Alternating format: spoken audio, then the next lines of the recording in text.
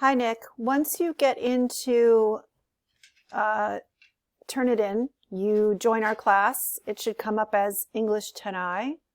You can click on that.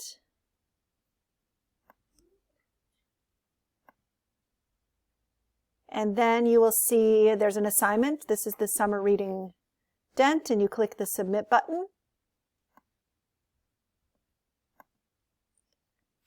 And then you have the option to cut and paste and upload or single file upload. Mostly you'll be doing a single file upload, so you can click on single file upload.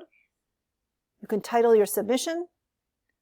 You can choose what it is you want to upload. So I'm just going to choose a random something. Let me just go to, I'll go here.